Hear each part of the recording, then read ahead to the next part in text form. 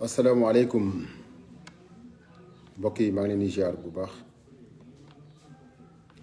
di leen ñaanal jàmm di ko sàkk ci yéen di ñaan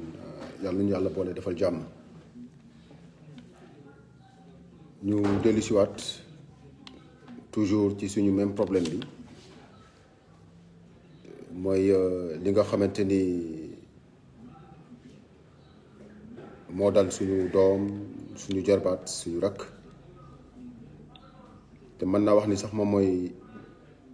énième victime bi te li ko firnde incha allahu rabbi au cours de ce live li ngeen dégg des audios sonores yoo xamante ni dañuy confirmer li ma wax qu'elle n'est pas la seule. donc la ma waxoon keroog rek mooy firnde bi. Le pardon est déjà exclu dans la mesure où c'est une erreur qui se répète et qui continue à se répéter ndax comme li ñuy wax rek wér-gu-yaram amul prix te képp koo xamante ni tu es assermenté à exercer ce métier da nga ko war a def dans les règles de l'art. njuumte mënul ñàkk ci àdduna parce que nit ku dul juum amul. waaye comme li ma wax rek bu juum naa tey juumaat suba juumaat gannaaw suba dootul njuumte tayeef la su dee même nit ki moo koy def itam ci wàllu liggéey ñàkk xarañte la te defe naa ni la ma conclure woon ci bii passé mooy en matière de médecine il y a pas de tâtonnement. Ça doit fonctionner en tout ou rien. moo tax damay ñëw tey jii je vais aussi un peu le temps ñu jéggal ma ndax lan parce que foog naa ni la personne bi nga xamante ni moom laa doon waxal que je vais dire son nom tey. parce que bi passé dama ni je vais me taire de dire son nom mais cette fois-ci dinaa ko prononcer ba ñu xam ko ndax lam ñu waxante woon au téléphone am na ci loo xamante ni doxalu ko respecté wu ko ndax foog naa ni nit ki bu fekkente ni da nga am noo jëfee ba jël sa téléphone woo ki nga xamante ni moom nga war a woo ngeen waxtaan ci téléphone tu as demandé pardon on essayait de trouver un consensus dans la mesure où moo di li nga xamante ni ñoom ñoo ko teg xale bi bépp dépense boo xamante ni moo ci topp seeni charge lay doon loolu si elle l'acceptait je pouvais bel et bien taxaw sax xaw a def benn stand-by mais là j'irai droit et j'assumerai tout ce qui s'ensuit. Docteur Mama Jigéen Touré bi nekk Linguère c'est à toi que je m'adresse directement. Il y a 4 jours de cela ou 3 jours tu m'as appelé au téléphone on a parlé pendant presque 15 minutes. xam nga li nga xamante ni moom ngeen teg xale bi xam ngeen ci état bi mu toll ak lan moo ko ci nar a fekk.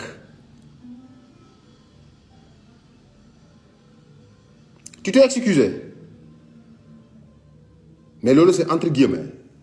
comme l'italien di wax tra virgolette mais mënuñu la excuser ci loolu man de dama la waxoon au téléphone moom laa lay waxaat. Le pire que je te souhaite est que cette fille retrouve ses états loolu rek laa lay ñaanal mais encore une fois je le dis et je le répète charge yi ci ñëw yëpp yéen a koy assumer wax yaay la parce que depuis boobu ba léegi nit ñi les gens ne cessent de m'appeler. Il y a des gens qui m'ont envoyé des audios à partir de l'Italie ñeneen ñi ngi Cap-Vert ñii ñi ngi France ñii ñi ngi fu ci nekk bu ma doon jël ñooñu ñëpp sax di transmettre li ñuy wax tey fi la ñuy yendu waaye dafa am lu xew docteur Mama Jigéen Touré bi ñuy wax au téléphone avant-hier daf ni ma à partir de demain je vais saisir le dossier je vais en parler à qui de droit donc demain soo ma woowee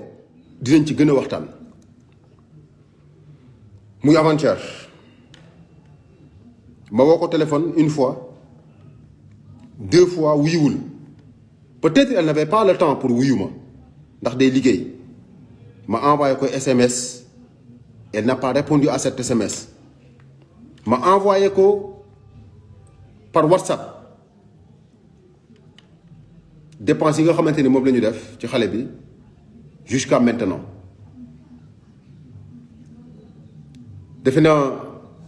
su ma leen wanee lii ci écran bi laa leen koy wane dafay xaw a fulu tuuti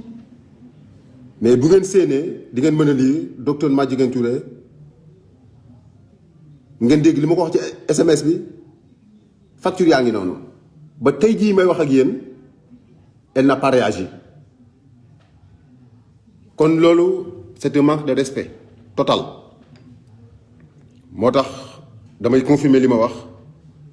ne j'irai jusqu'au bout njuumte moom mënul ñàkk ci àdduna nit ku nekk da nga juum te fa mu ne man mënoon naa faa nekk sama rakk mënoon na faa ne sama ku ma jege mënoon na fa ne mais dafa am loo xamante ni soo ko xasee ba def il faut savoir assumer tes responsabilités et respecter les gens aussi li ma koy ñaanal moo di moom Madjiguène Touré na jël ses responsabilités jéem a venir à notre rencontre moo di lan ñu jéem a supporter les dépenses yi nga xamante ni moom la ñu teg xale boobu suture yàgg na ci césarienne ñu ñëpp nous sommes des pères de famille am nañ ay soxna am nañ njaboot am nañ ay yaay ay bàjjen yoo xamante ni mas nañ ko dund xam nañ lan mooy suture ça existe parfois bu doon suture boobu kese problème du am ndax lu ñuy fajaat la mu wér ñu ñaanal xale bi bu trouver ses états mais malheureusement tel n'est pas le cas dañu dem ba laal intestin yéen ñëpp xam ngeen lan la ci nit donc yooyu ñu doon dégager yëpp odeur yooyu yëpp des odeurs nauséabondes intestin ba lañu laal ak une partie de l'utérus kon kooku su ëllëgëm ndax dana produiraat ëllëg suñu borom rek la wóor moo tax je vous avertis docteur Mama Madjiguène Touré li ñu wax téléphone man ak yow tu te rappelles bien xam nga ko xam naa ko tu n'as qu'à assumer tes responsabilités beneen mi nga xamante ni benn femme bu dëkk Daara moo ma ko wax moo li jënd sama numéro ba jot ko mu woo ma téléphone mu ne ma sama doom ma ne mu ne ma ndax xam nga ni man mii de sama doom bu jigéen dund na le même scénario ma ne ko ci naka mu ne ma moom sax pire moo ko dal parce que ci biir weeru koor gi dafa am doom ci biir salle bi ñu ko hospitalisé ñu indi fa une femme boo xamante ni dafa amoon coronavirus moom femme bi mooy wax de mu ne ma ñun daal dañoo toog rek ñu ne ñu génn leen salle bi ñu génn salle bi ñu seen ni ñu sol seen yére commencé ñëw di pomper di def lépp ba bi ma ñëwee bëgg a jël sama li nga xamante ne man waxtu xëdd jot na pour ma jël sama thermos ngir naan dañ ma dégager ne ma noo amuloo droit accéder ci salle bi ma dugg ci biir salle bi xool sama doom gisuma ko ñu transféré ko feneen bi ma ñëwee mu expliqué ma ne ma yaay ma ne ma dalal sa xel ndekete man kat ndaw si ñu dugaloon ci biir salle bi ak man dafa am corona. Cette fille aussi avait vécu la césarienne dem na pendant presque plus de 3 mois elle souffrait alors il faut que cela cesse maintenant mënuñu di continuer ci lancé bi te dafa am lu nasaraan bi wax que ni les sentiments trompent souvent la raison ñun au Sénégal li ñuy sonal moo di trop de nëpp-nëppal trop de bay-bay la mais ci wér-gi-yaram amul masla amut la amiso li ma wax sànq rek en matière de médecine la personne qui l'exerce doit assumer ses responsabilités tout ce qu'elle fait doit fonctionner en tout ou rien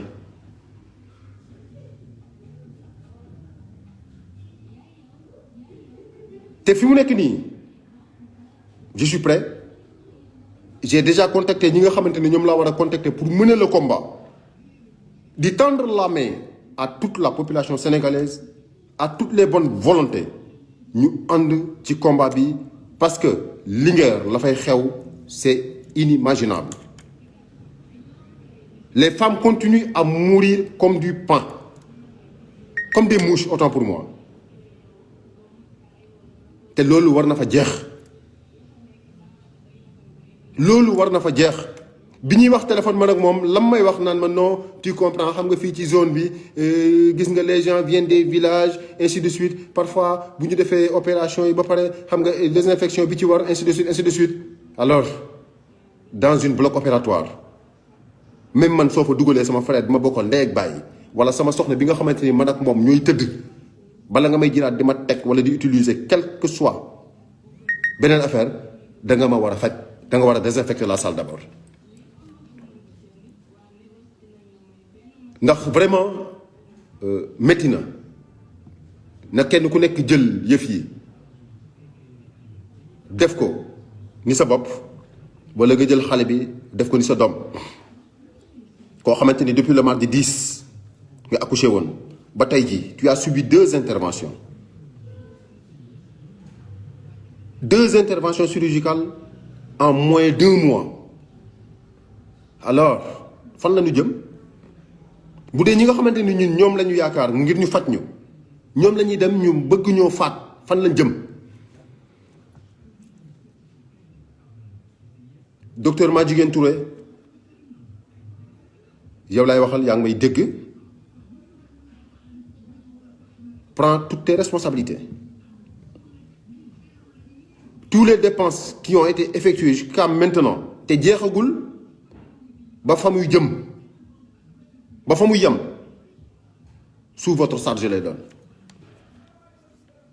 te su ma leen ko waxee war nga gëm parce que je serai là où mettre les pieds lépp loo xamante ni jaral na ma ko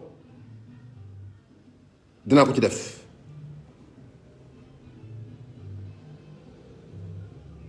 di ñaan nag askanu Sénégal ngeen jéggal ma parce que yàgg ngeen may suivre toujours may wax ndax li ñuy wax bal la bu xase ba génn dootoo ko téye xëy na kàllaama gi ma utiliser tey musul am ci ñi ma xam dëgg ndax xol laay waxee xol bu jeex laay waxee te tiitaange aussi laay waxee ndax ñett ñoo xamante ni wér na ma ñu oowaat ma ne ma ñett nga yëg am na ci ñoo xamante ni tey jii suñ la mënoon a jot sax ba wax la seeni cas da nga naan déedéet loolu mënul ne te lépp foofu lay amee hôpital bu Linguère boobu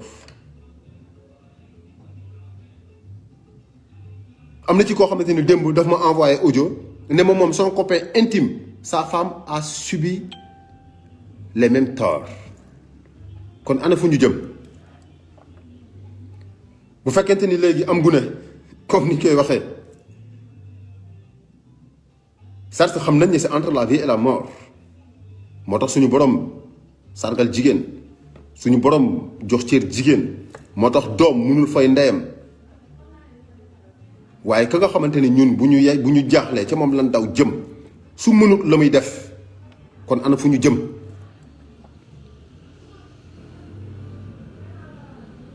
damay bañ a guddal lool mais c'était seulement pour vous dire que docteur Madjiguène Touré bi nekk hôpital Linguère, elle ne respecte nullement personne. Parce que li ñu waxante man ak moom au téléphone, elle ne l'a pas respecté. Elle ne me répond plus au téléphone. Elle ne répond ni à mes messages, ni à mes messages WhatsApp. Et comme je t'avais dit, Madjiguène Touré, la guerre ne fait que commencer. Si je vous le dis, croyez-moi. Je suis prêt à tout. Et j'assumerai l'entière responsabilité, quel que soit le résultat que j'aurai, Inch'Allah Rabbi. Grand Mor, je suis ziar bu baax. Mor Sall aussi, Mor Gueye depuis Italie, Sila Khadim. Bousso Samb, di leen ziar bu baax. Di ziar sama bàjjen sama yaay sama goro bi doog a dugg si léegi di bàjjen Faat si Samb moom tey jii ku ko jege woon dana la wax moom mi nga xamante ni elle a vécu avec la fille bi ñuy def beneen intervention bi il était là-bas. am na ci loo xamante ni sax moom bugguma ko woon wax personnellement te fekk na man xam naa ko bi ñuy discuter keroog au téléphone ba ma wax ko mu ne ma dama doon noppi mu ne ma affaire bi de noonu la demee te nag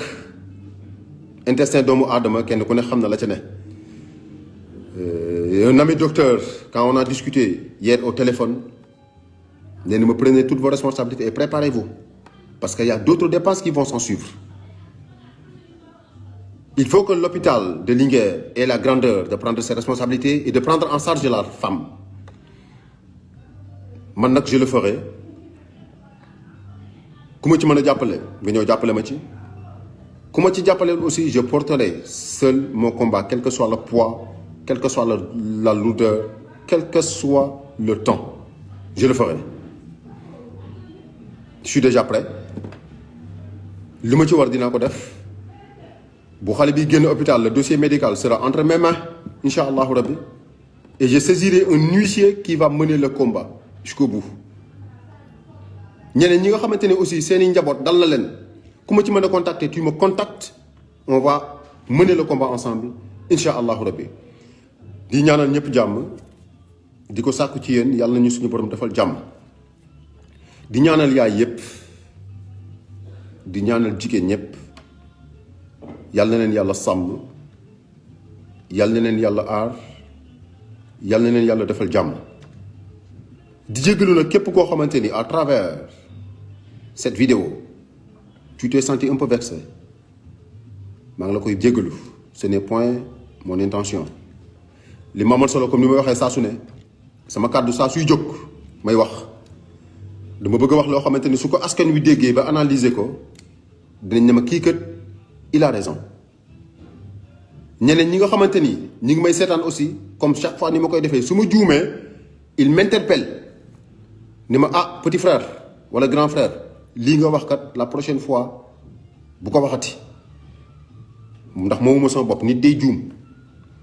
grand Njawar sama kàppo ziar naa la di nuyu ñëpp di ñaanal ñëpp jàmm yàlla na suñu borom sàmm taxawuñu te bavure yi nga xamante ni mooy les erreurs chirurgicales yi répété wu et qui ne cesse d'évoluer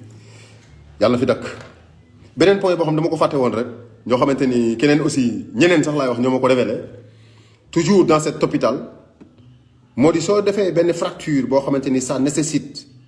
ñu defar la ay fer dañ lay prescrire l'ordonnance comme quoi que ni da nga war a dem jëndi des fers à la pharmacie. La grande surprise moo di si tu arrives à la pharmacie ba joxe ordonnance bi lu ñu la jox fer yi benn cachet rek la ñuy door nga dem yow doo gis fer. D'autres mais m'ont même dit que mas nañu gis nii dañuy jël ay fer yoo xamante ni yu ñu utiliser la ba pare xaw ma j'en suis pas sûr parce que teguma ci sama bët mais benn bi nga xam ne moom gëm naa ko te ki ma wax xam naa ni dara jaralu ko wax lu dul dëgg ndax yàlla rek moo ko ñor moom il l'a subi il l'a vécu à Linguère ñëw na doomam damm ñu war ko jëndloo ay fer au lieu ñu jox ko fer yi ñu door cachet rek dem bloc directement def nañ ci fer yi ñu ci war yi ñu ko jëndloo oui ou non yàlla rek a xam donc mi ngi noonu en grosso modo yàlla ñu suñu borom taxawu sàmm ñu suturaal ñu di wax ma docteur Madjiguène Touré Guissé l'oncle de Kiné Samb est toujours en ligne sama téléphone comme ni nga defoon keroog à travers l'honorable député Ndeye Fatou Guissé bi nga xamante ni moo fexe ba xam ñi def intervention bi ngeen wëlbali ko di ma woo et di ma supplier pour ma noppi. Je ne me tairai jamais je parlerai haut et fort avec tous les moyens nag yu ma am ak yu ma amul. Et je suis déjà sur le terrain incha allahu rabbi vous m'entendrez sur d'autres voies vous m'entendrez ci beneen anam ak ci beneen phénomène incha allahu rabbi su fekkee ne suma bakkan bi waddul c'est mon combat et je le porterai incha allahu rabbi ku ma ci mën a jàppale ñëwal on va combattre ça ensemble ku ma ci mënul jàppale aussi ñaanal ma suñu borom ma am ci dam asalaamaaleykum